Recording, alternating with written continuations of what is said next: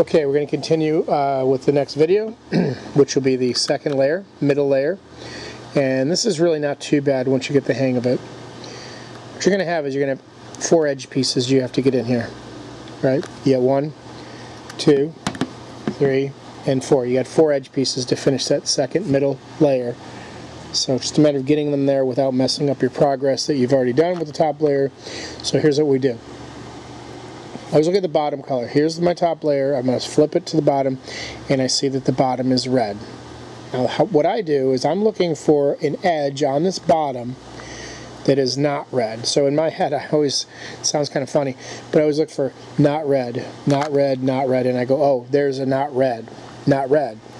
Okay, and that's just how I do it. Mentally, it helps me to think, okay, I'm looking for something that's not red, because a red one is not what I'm looking for, because red is my bottom center color. I'm looking for something that is not red, meaning it's going to be one of the 4 edges that I need for my middle layer, right? My 4 edges for the middle layer cannot be the bottom color. It's impossible. So here's one. It's green and white. Now I gotta really visualize that green and white has got to go here. This is the location of the green and white. That's the only place where it can go, between the white and the green, right?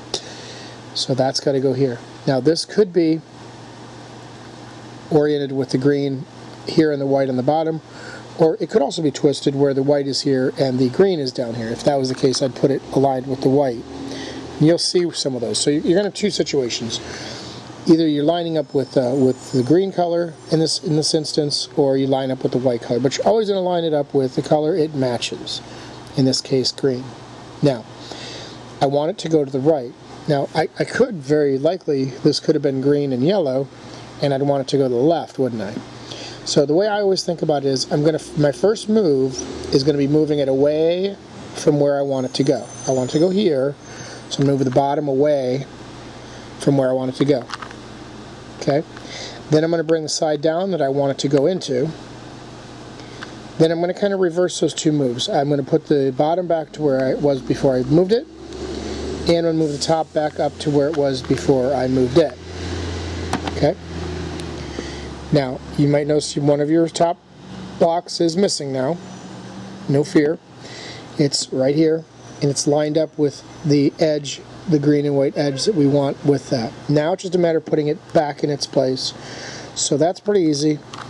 We're going to move it into place like so. Okay, and there's our first middle layer edge piece. I'll go back to the bottom. I'm looking for not red, and I got a not red right there. It's yellow and blue. I'm going to move it to the yellow, lining up with yellow. I want to move it to the left. What am I going to do? Move it away from where I want it to go. Bring this side down. Return back. Return back. There it is. And there it's missing. Move this over. You guys can pause this if you need to, if I go too fast.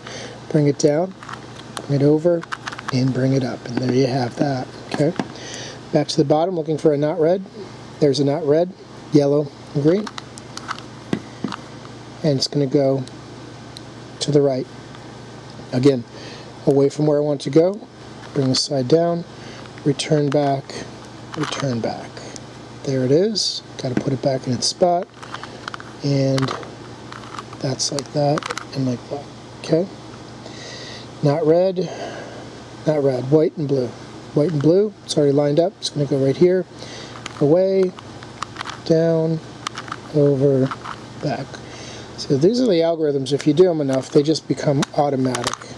You see people doing these really fast. That's why. They've just practiced it so much. And there it is. That is the second middle layer. And that's 2/3 done now. All right? 2/3 of the cube is completed. So it's just that last layer that we've got to work with, which is going to be, like I said, the most complicated.